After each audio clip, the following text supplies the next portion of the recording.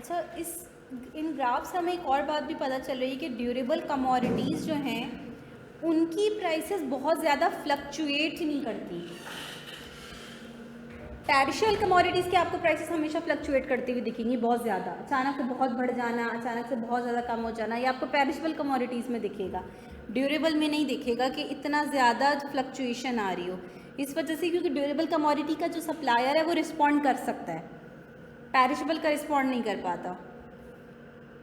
अब देखो इन्होंने ग्राफ इस तरीके से बनाया है, इसको फिर आप लोग कॉपी कर लेना बाद में, कि इनिशियली इन्होंने सप्लाई कर्व को बनाया positively slope just like regular supply curve जो हम बनाते आए हैं, और उसके बाद इन्होंने यहाँ से इसको कर दिया वर्टिकल।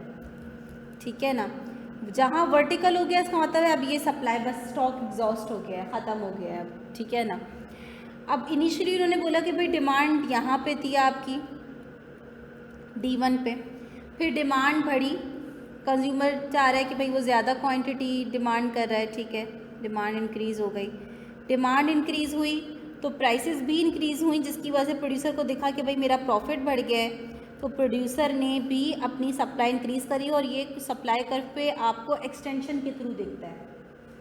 ठीक है ना, movement along the supply curve, क्योंकि प्राइस चेंज हो रही है ना, प्राइस जब चेंज होती है प्रोड्यूसर को पता चलता है प्राइसेस बढ़ गई हैं, तो ज़ाहिर है वो अपनी क्वांटिटी सप्लाई बढ़ाता है, आपको सप्लाई कर्व पे मूवमेंट दिखती है। लेकिन अब जब डिमांड बढ़ेगी तो प्रोड्यूसर की सप्लाई क्या हो चुकी है, स्टॉक एग्जॉस्ट हो चुका है, ख़त्म हो चुका है, तो अब आप देख रहे हो प्राइसेस में कितना चेंज आ रहा है। इन दोनों को कंपेयर करो और इन दोनों को कंपेयर करो, P1 और P2 में ज़्यादा चेंज नहीं आया, लेकिन P2 से P3 में बहुत ज़्यादा चेंज आ गया। क्यों? क्योंकि सप्लायर रिस्पॉन्ड नहीं कर पा रहा, तो शॉर्टेज बहुत ज़्यादा क्रिएट हो गई है। P1 से P2 में ज़्यादा इस वजह से नहीं आया क्योंकि डिमांड बढ़ी तो सप्लाई भी बढ़ गई। ठीक है ना, इस वजह से इतना ज़्यादा सप्लाई रिस्पॉन्ड कर दिया, सप्लाई ने तो इतनी ज़्यादा शॉर्टेज क्रिएट नहीं हुई कि प्राइसेस बहुत ज़्यादा बढ़े, लेकिन क्योंकि D2 के बाद D3 पे जो डिमांड बढ़ी उसको सप्लाई रिस्पॉन्ड नहीं कर पाया ज़्यादा, इस वजह से बहुत ज़्यादा शॉर्टेज क्रिएट हो गई, प्राइसेस में बहुत ज़्यादा रेज आया। किसी को कुछ भी पूछना